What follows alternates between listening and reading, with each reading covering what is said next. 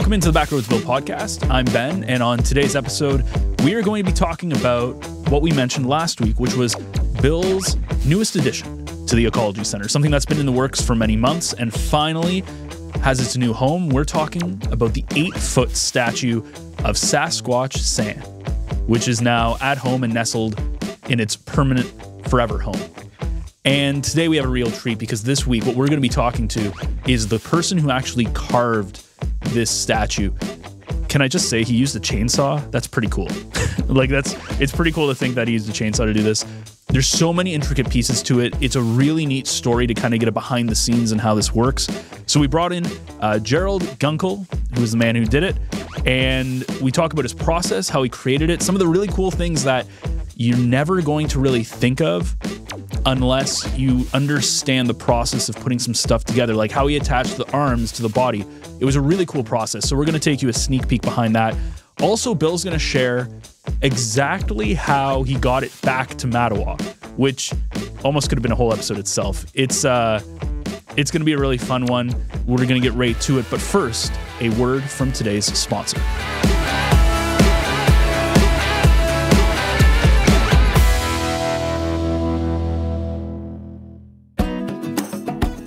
North Bay Echo is proud to partner with Twigs Coffee Roasters, a part of the community since 1995. Twigs offers a wide selection of quality beans, fresh roasted in-house every day. Find your favorite specialty drinks at our espresso bar, rejuvenate with freshly squeezed juice, or treat yourself to mouth-watering selections from our gourmet deli. And don't forget our irresistible fresh baked goods, including uncompromising gluten-free options. Twigs has 5 locations to serve you, from North Bay to Sargent Falls to Sudbury. Order online for pickup at twigs.ca. And coming soon, you'll be able to order fresh roasted coffee beans direct to your doorstep from our distribution center in North Bay.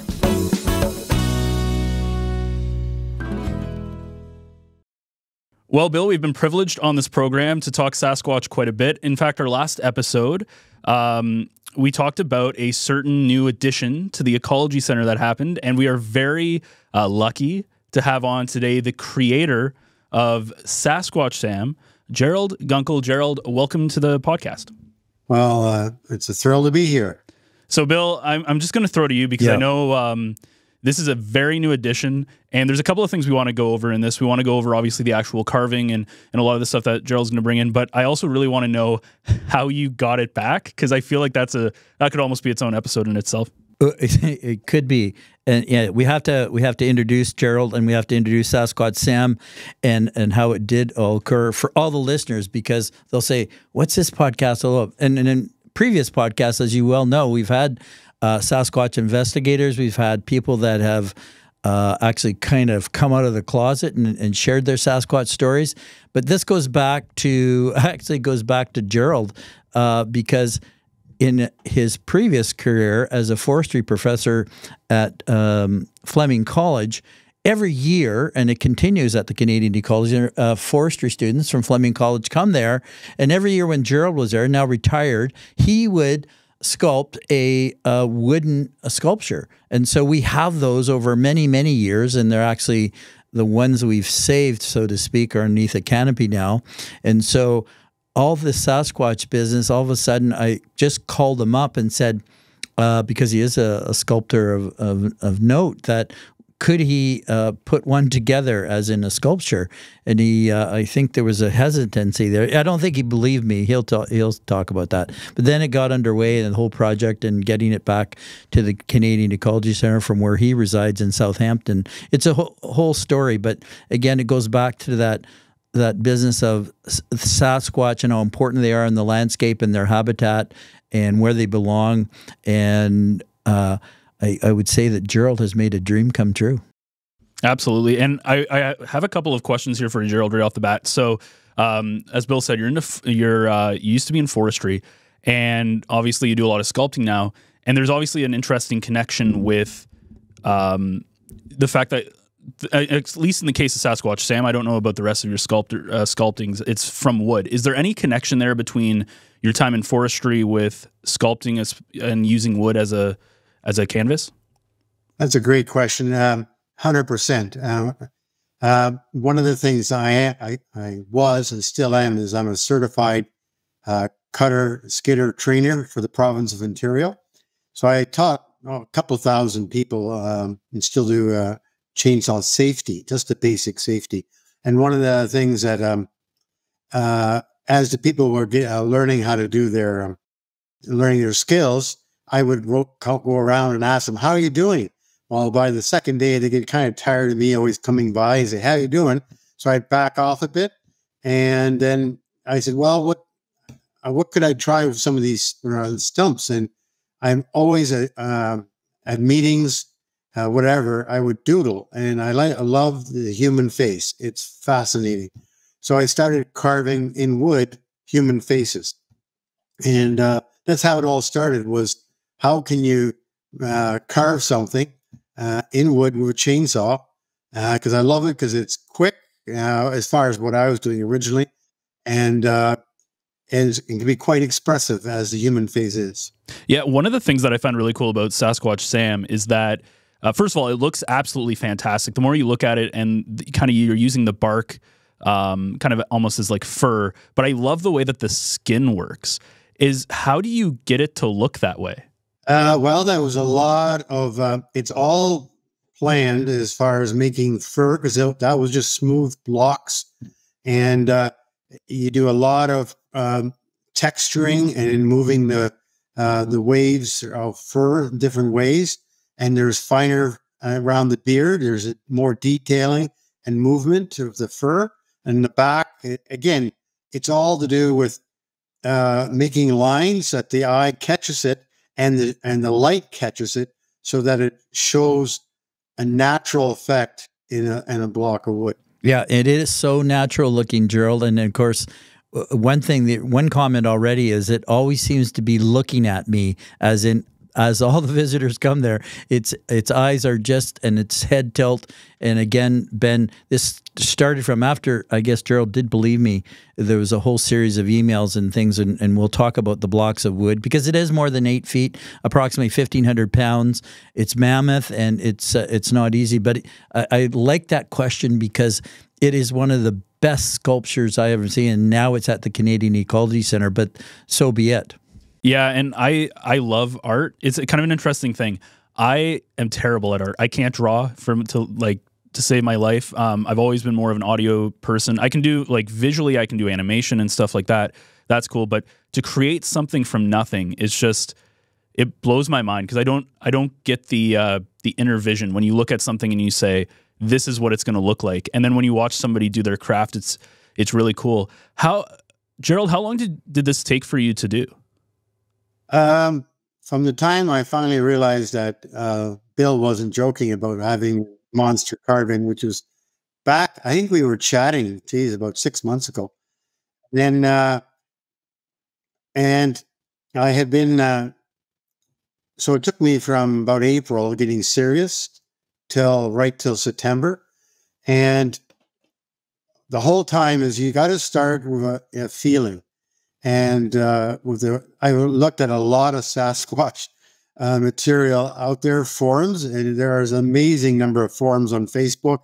I was out west in Washington State, and then Sasquatches are big, and I kept on looking for a feeling. Like, you see the classic pose, and that's what I tried to emulate.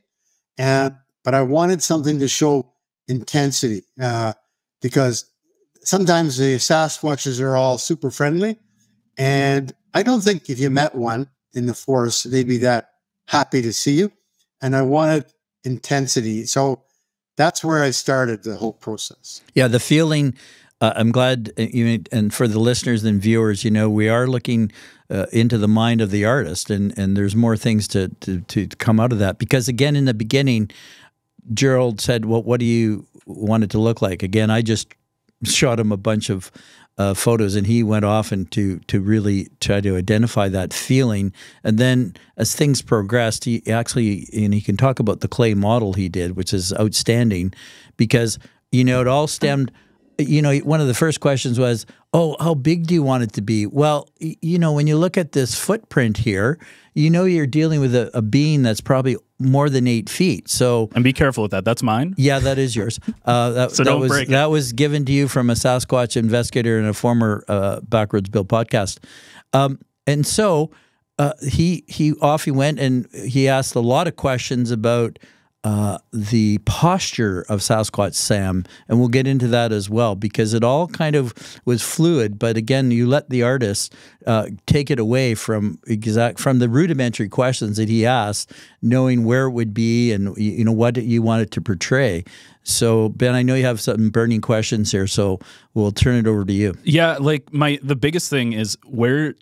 Because obviously Gerald is not local here in North Bay. How did you find him, and why did you choose him to do this? Well, I've known Gerald from before the war because of all the times at the Canadian Ecology Centre, going back like almost a quarter of a century. And so what's that connection there between? Oh well, that's a forestry Fleming College coming every year for and they have their field camp. They're here, and it was 2 weeks. They split the group up in half, and so they were here for a long period of time, and henceforth.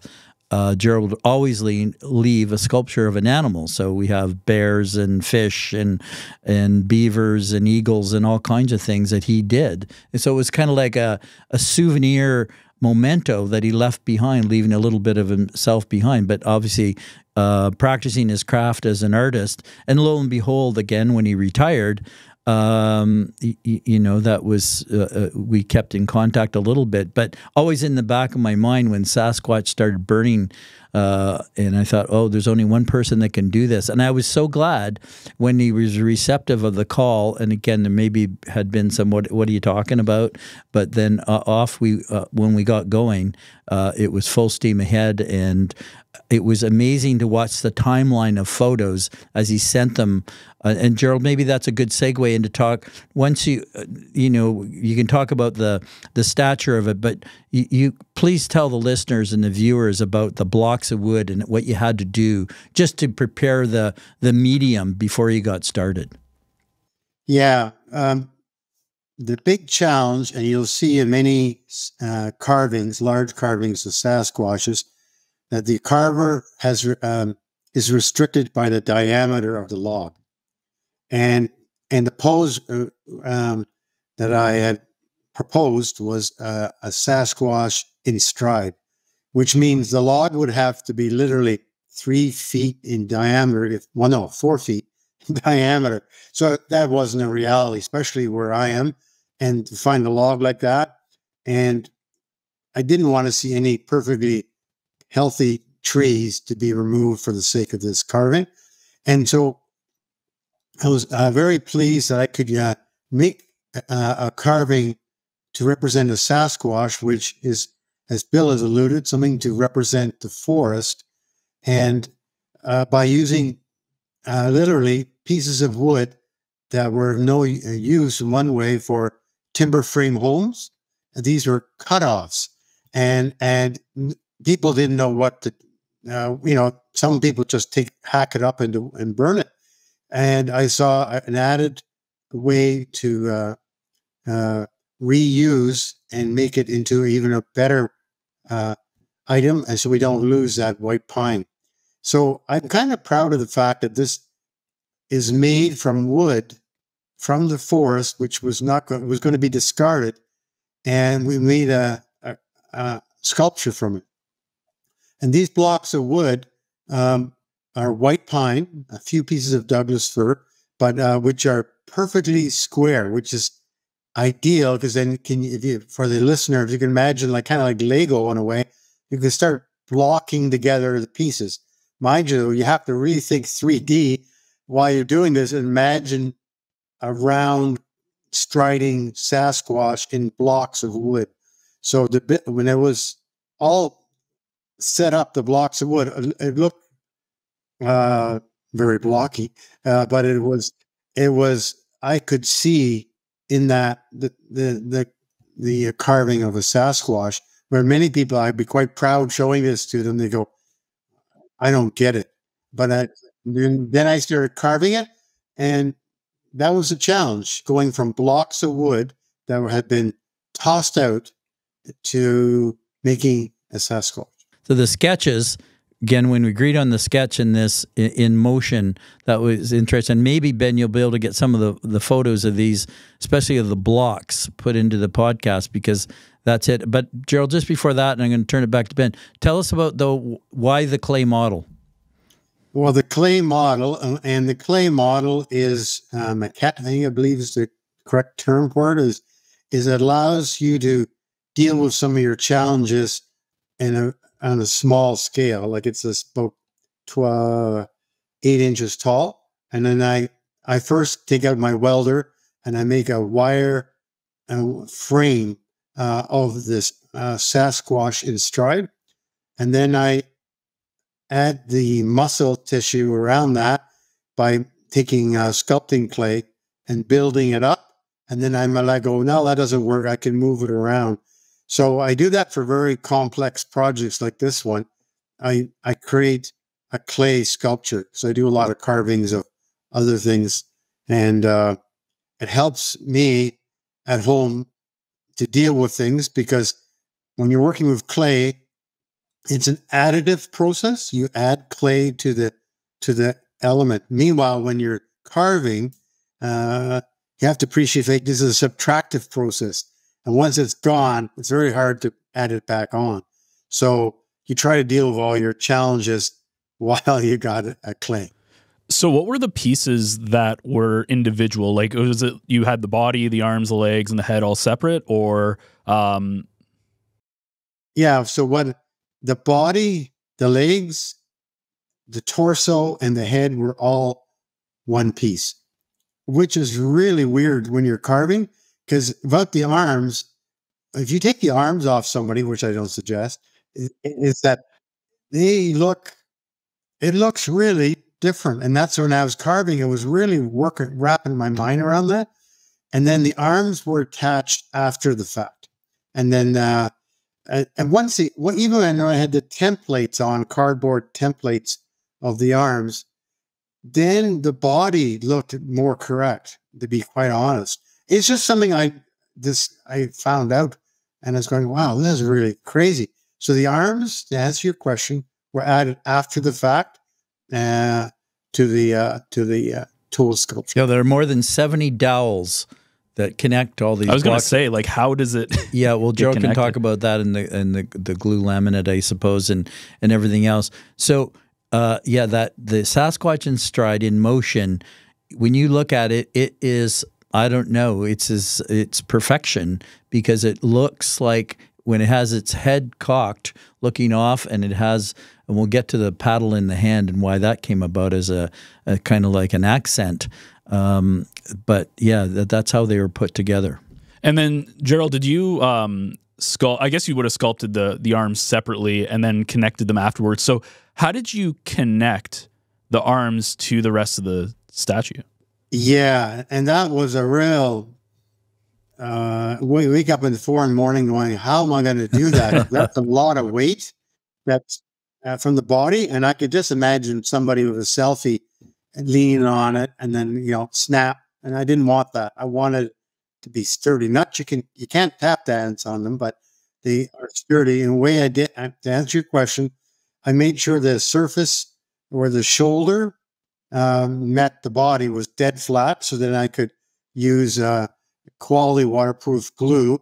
And then I made my own dowels.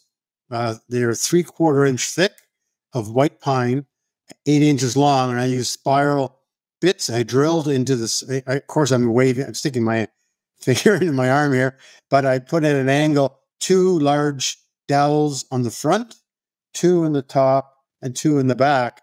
So they would go, imagine 8 inches long. They went well into the arm, well into the body, and then with waterproof glue on that, I used a sledge and hammered them in.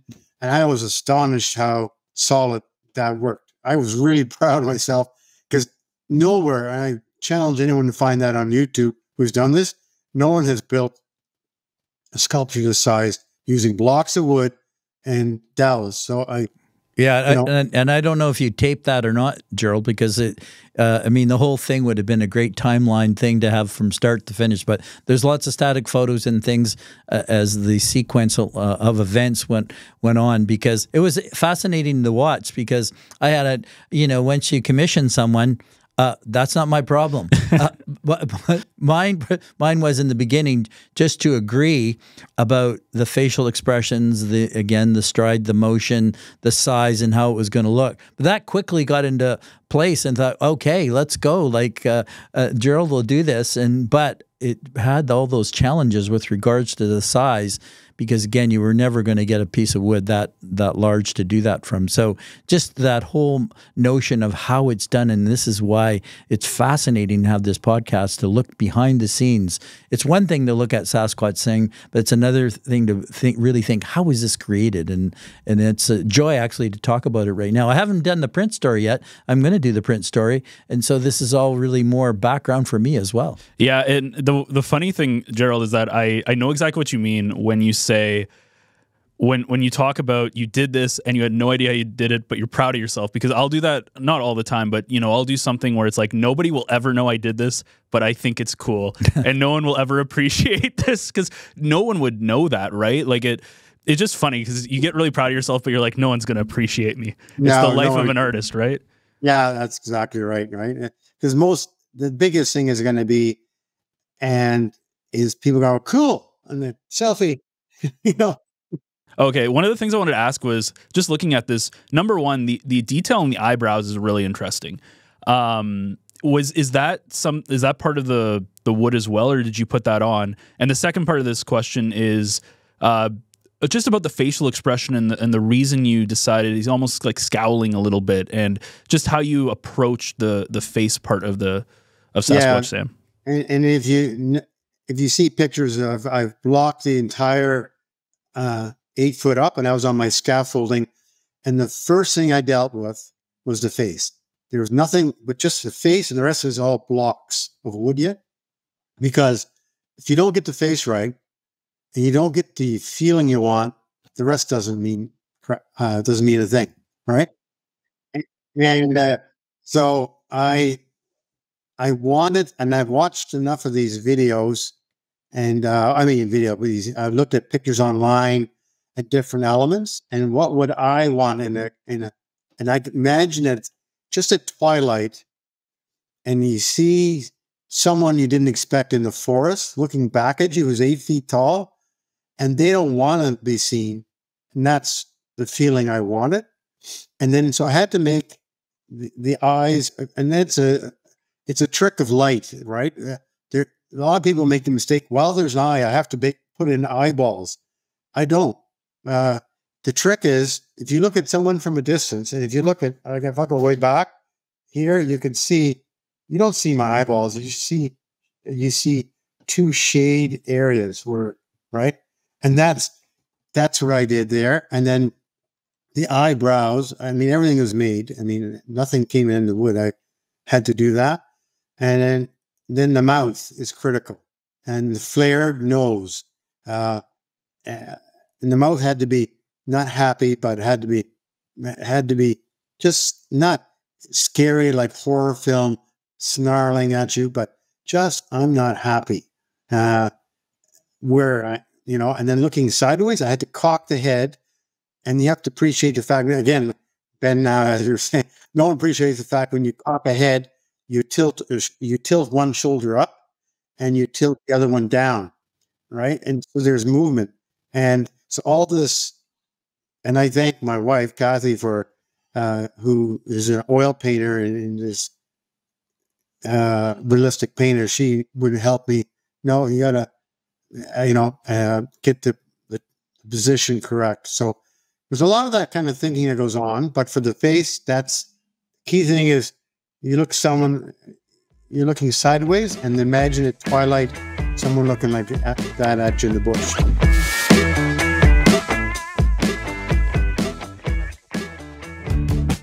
Hi, I'm Natasha Laframboise, sales representative with the Laframboise team at Realty Executives Local Group Inc. Brokerage.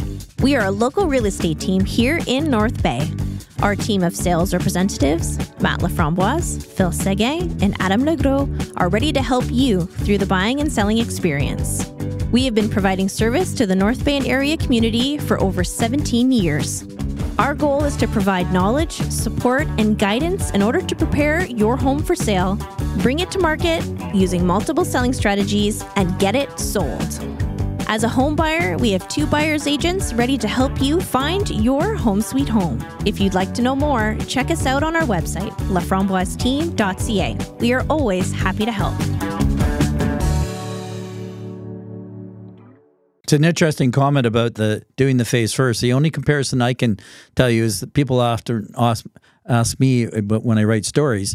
I usually write the title first because that's the common denominator that whatever comes out, and then I often write the lead and the last paragraph, never mind the body of it. So I think it also motivates you and gets you going, and then you think. But I really like the comment because anatomically, it's right on. So it looks like it's in motion. And so when it's in it, and of course at the end, I kind of knew where it was going to go and spot, and Gerald made sure too. It's now turned that it gets a lot of light on its face for the seasons and parts of the day. Although the world tilts and the amount of sunlight we have, so it's in the right position, I think, and in the right spot because it's in a grove, so to speak, and solid green and behind, and there's some greenery in front, so you can peer through the greenery and take a kind of an elusive photo of it, or you can be right up close and so you put personal. Thought into where it was positioned. For sure. And with all that thought and detail and the way it turned out, I knew it was going to turn out to be a masterpiece. That we had to have it in the right location because we weren't going to put it in the mall parking lot, in front of Burger King. That wasn't going to be a play. It has to be. It belongs in the forest because that's all the mystique and the legends about Sabe, Bigfoot, Yeti. And just on and on it goes. I'm just imagining people getting a bunch of Sasquatch sightings now because they just go by and they don't realize. Well, okay. There's lots to be asked and said, and again, come the day, it was getting close, and wow, we got to go get this thing. And so, Court Vincent, the maintenance person, and myself, we were going to go down. Of course, in the beginning, we're very naive because you see the photos. Then eventually.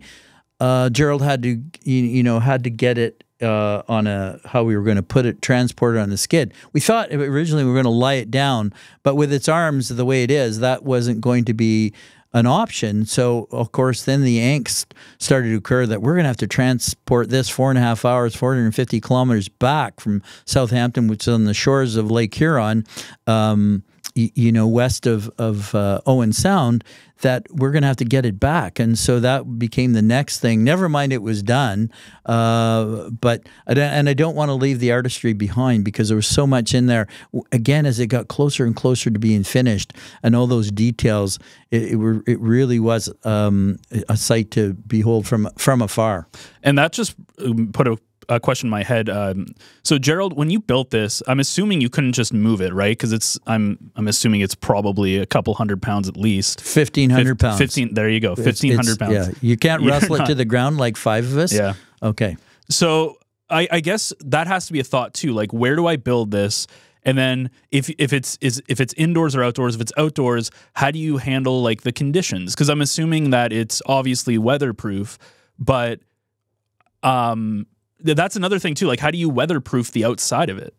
Yeah, because it's not plastic or steel, is it? Yeah. It's wood fiber, and it's warm, and Gerald knows all about wood. So what first I thought, oh great, I have a nice little shop behind the house, and I was going to build it inside the shop. Then I realized my door is 6 feet. The door in the shop, I couldn't even get it out. So I thought, well, it's going to be built outside. So this is all part of the process, thinking back in April. So, okay, so it's a given. I'm building it outside. So then the next question is, how do I have to keep the wood bone dry while it's being built so that it doesn't affect. So I bought tarps.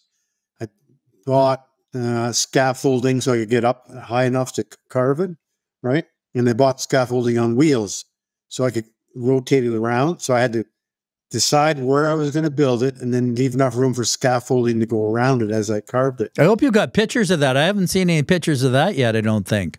I hope you've got pictures. Someone took a picture up on the scaffold to be like Michelangelo up at Beating the Sistine Chapel. Yeah, I have pictures of that. Yep.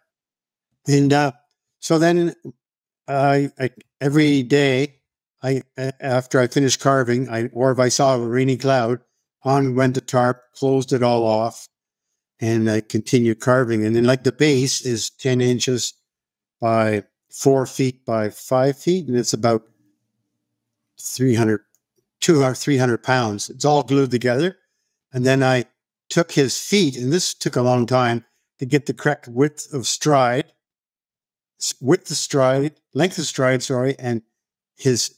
and the distance between his feet. And then I pegged the first blocks of wood on top of this platform, which were his feet, into it, so they were attached, right? Lots of pegs. And then once that was established, and that's a size 24 shoe, by the way. I don't know if you'll need shoes, but yeah, I researched, how big should they? So, anyways, size 24s, and then I built it up from there. Yeah, from the ground up, so to speak. But again, putting those blocks of wood and the whole process is fascinating. And again, of course, the work with the tools then. Again, so there is the micro stuff that we kind of talked about with the eyes and the eyebrows, and you brought up the fur in the beginning, and just so there is that that macro work, I guess, Gerald, with the chainsaw. Then you must be switching tools here and there as you add the detail. Yeah, I have I ran about 4 different chainsaws at different sizes of bars.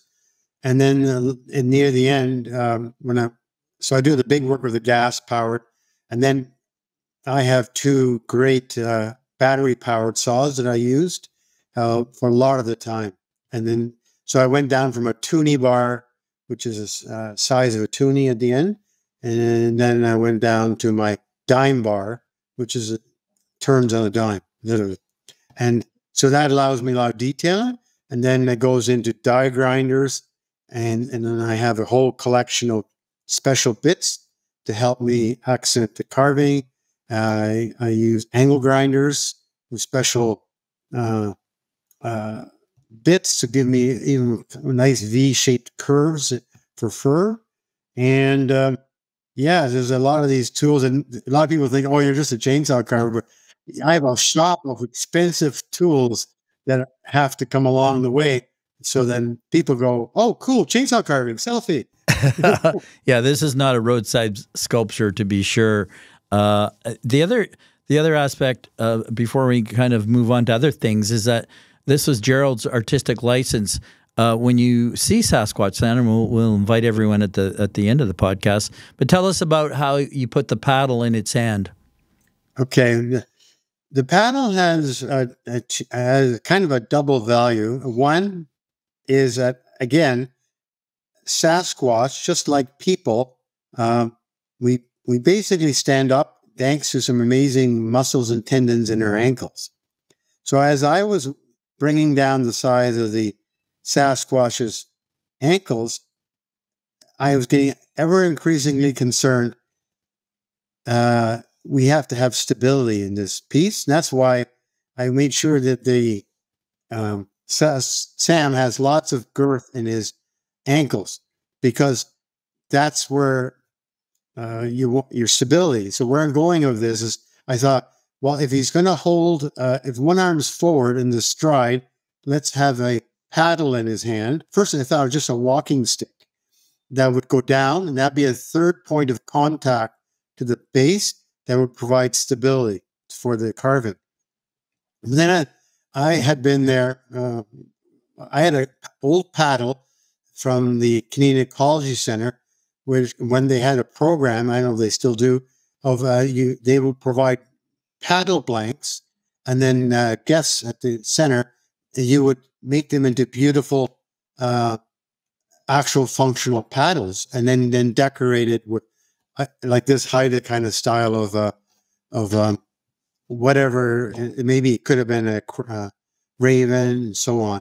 So anyways, I had one of these old, in my garage, I was looking for first a mangled paddle showing that the Sasquatch had grabbed the paddle from some portager and then took it away. And then I thought, cool, I can instead use this original paddle blank that I had from the Canadian Ecology Centre, put it into my carving, and it'd be kind of neat because there's a paddle that has a story about the Canadian Ecology Centre going back with Sam to the, so it did the whole loop, and it took only about 15 years to come back. So that's why I put the paddle in there, and it has a story.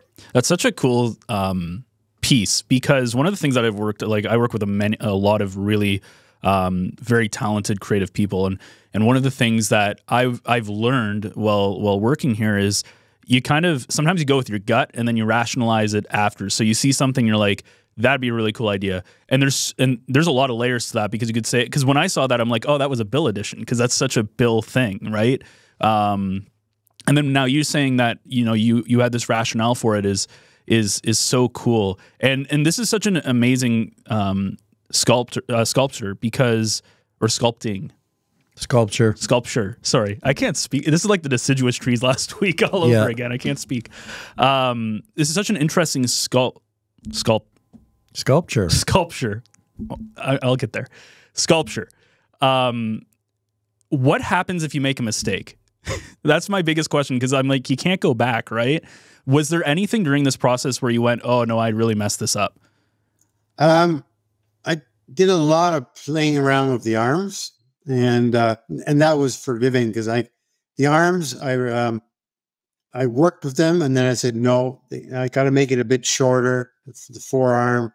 And then it was really, hands are extremely hard to draw and carve. And I spent, I don't know how many Maple Leaf hockey games I would sit there and draw hands, you know, while they were losing or something. but I still cheer for the Leafs, by the way. But I'm a Montreal fan, so, you know. Oh, well, I guess you have to be somebody's fan. But the hands carving them is always, there's fear factor, because if you mess it up, then you got to start over, right? So I was very careful. That's the area that was most intense, besides the head, was the hands, right? And any major mistake, none that I. So I was glad, you know, I go, that's 30 years of experience of working in 3D, if I made 30 Sasquatches, sure, I could just pound one out like I do if I did a bear. I mean, I can carve bears pretty quick. But initially, when this is the first time, you're very careful. You're always standing back. Okay, I need more weight here. That muscle structure needs to show more. I need more bending and tilting, whatever, right? So major faux pas of this carving, I feel very blessed. No, there weren't. You know, it was just the hands. I was always careful around them. And I had to recarve them, but I had enough real estate, enough wood left to correct things I wanted to show, right? And so anyways. Well, it looks a bit, Sasquatch Sam looks way better than one on your t-shirt. And you know that, yeah, I know that, you know, the merchandising has already started, and we've got the outline of Sasquatch Sam on buttons, and I'm remiss by not bringing one in today. But it is, I've said this already, it looks real, and of course we want it to look real based on all the folklore and what have you. The other thing we'll transition to into, Ben, is getting it back. So Gerald has to arrange to get it on a pallet, and he gets the home hardware forklift people out there to get, that's the first thing. Then of course later on, when we come show up with the trailer, we've got to get it on the trailer, so another forklift. And then, of course, we have to take it off. The park took it off with the forklift. But then I think the whole thing, the only time I was anxious was that, okay, we have to transport this back. Can't fall off the trailer. That'll be a bad story. Our investment will be ruined. Gerald will be in tears. And so there were neighbors coming along adding advice, because I'm not a good ratchet person and fulcrum person. So it was a lot of 2x6s and multiple ratchet straps, having to put the pallet on the trailer, which had passageways. So it was quite a process. Gerald, tell us a little bit about the things that you were concerned with and how we kind of solved that. And I say we because it wasn't me. I was an onlooker taking photos. All right, we can say we. The first thing, and as I was building it, and it was getting bigger and bigger, and I realized, how do I get it out of my backyard to the driveway, right? And I had researched, well, do I do Egyptian log technique? Do I rent a forklift and drive it myself, which would be bad scene, right? I could just see it tipping it into the house, the Sasquatch. And so anyways, it was thanks to my neighbor. He said, well, I kind of told him what my challenge was. And he said, well, why don't you talk to, say right here, Home Hardware Building Center, and they could possibly help you. And I was like, well, okay. And they were outstanding in bringing over their forklift. And it's quite a drive. It was at least 8 kilometers in a forklift, the drive here to lift it out of the backyard. And they've never lifted a Sasquatch before, a large statue. But they were good drivers, and it was a dry week. And we said, in this backyard, I said, we got to do it now. And so they lifted it, and then I got a little video of it going in beside the house and then putting it in the front driveway. And the stress level dropped huge for me, because now it's in the driveway, and now they can bring their bigger forklift when Bill and Court arrived to easily lift it nice and even, and put it onto the tandem trailer that Court and Bill had brought. So it worked well. Then once it was on the trailer, standing up. So you can imagine it's quite your trailer, and then you have another 8 feet at least of a standing unit. And we knew it was going to be nice weather, so we didn't need to wrap it in plastic, which would have been just more of a sale and a problem than it would have been a solution. And we started strapping it down. And again, my neighbor was building a house next door, said, you should probably put some bed sheets around or protection around the chest, because all the straps are going around, and over 450 kilometers, it would have effectively started rubbing off the protective coating. So I certainly appreciate everyone's, willingness to have input, and none of us had big enough egos to say, stay away, we got it solved. We're ready for input, because how often do you transport a Sasquatch? Yeah, well, that leads me, Ben, to say, when on our way back, when Gerald followed us for a bit, and we made sure of all these straps and things and tensions, everything was in place, worked out so well. But it was the stops and all the calls from the windows rolled down and say, hey, you're taking your partner out for a drive, or, are you taking that back to British Columbia? And all the thumbs up by the truckers honking, you name it, and people looking and gawking at it. And of course they would, like, as Gerald just said, well, when we're here, it is, you're naked in the fact that it's on the back of an open trailer and you can see it, like, for everything other than the straps. So that was worth the price of admission going home. And then the next day we had to get it off, and that was a little bit tricky too, because we had to get it into place. But the park, Sammy de Champlain Provincial Park, henceforth the name Sasquatch Sam, got it off and put it into place, adjusted it with the forks to get it the way we had talked with Gerald about the light and those kinds of things. And now it's in its place and its home.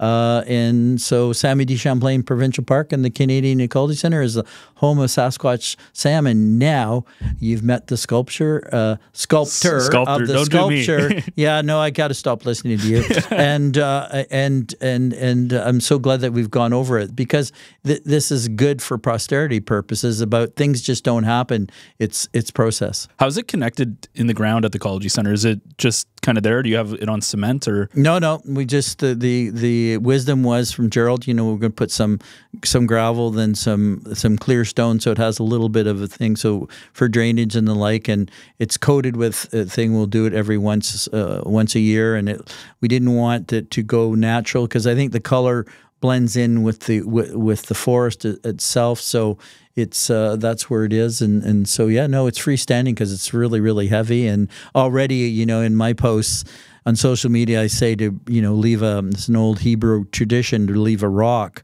So when you visit, so rocks have already been left at the skull, and people have been sending selfies of themselves or something. And we take group photos already. We've had the Fleming College group, because they just happened by happenstance to be there the other day. We took another group photo, and that photo I really like, because I made them all cock their head the same way as Sasquatch Sam, so they're all looking in the same gaze as Sasquatch Sam. So I mean, the educational programming will start with the cultural teachings, and of course how important green spaces, conservation efforts, preservation to protect habitat where Sasquatch live and roam.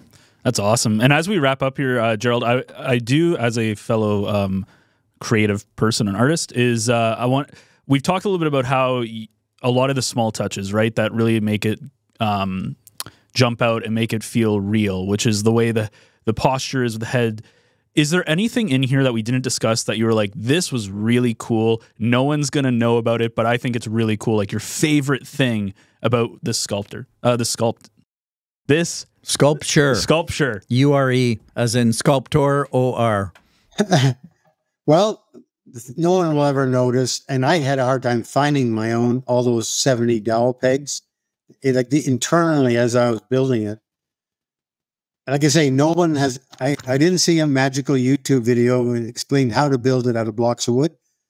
I strictly used some engineering and weight distribution, and these dowels and waterproof glue, and I'm quite proud of that. And I'm going to now start building some other things with blocks of wood, because then I can go beyond the restriction of a log.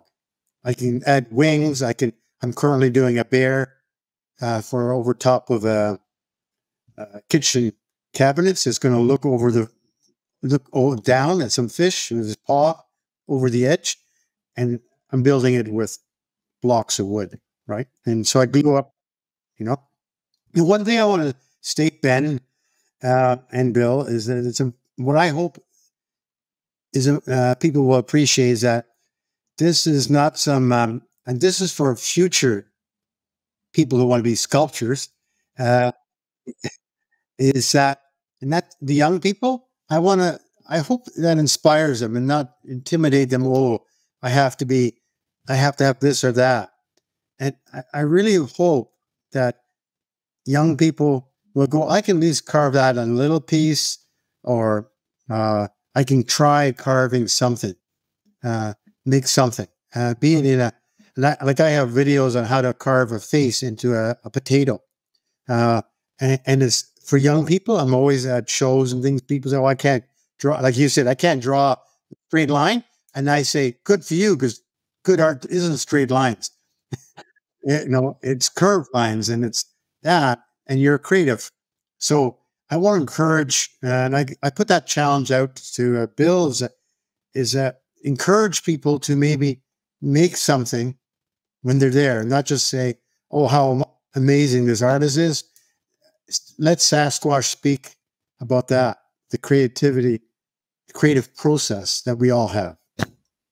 Well, today, it's been an amazing adventure with you, Gerald, to listen about that. And we invite everyone to come out to Samuel D. Champlain Provincial Park and the Canadian Ecology Centre to see the work of an artist. And here we have him on the Backroads Bill podcast. Yeah, it's been absolutely fantastic. Thank you so much, Gerald, for joining us. You've inspired me to at least think about sculpting. I probably will never touch it, but honestly, this is probably one of the coolest pieces of art that I've seen, especially with how it goes into the environment and stuff. And I'm not a big art person. Like, I don't really look at stuff and kind of dive into the deeper meaning in this. But just looking at this painting and the eyes, it's made me think, and that's kind of the main piece of art. So congratulations, and thank you so much for coming on. I better do some hooting like for Sasquatch as we go out here. Well, and thanks for the time for doing that. And I really, it was an honor to talk about it, because that was great. It was a hoot. A big thank you to Gerald for coming on. You know, I have so much respect for that level of talent, mostly because I can't draw. I'm not a visual person in that sense. And I did tell Bill I need to make a trip out to the Ecology Centre to actually see it.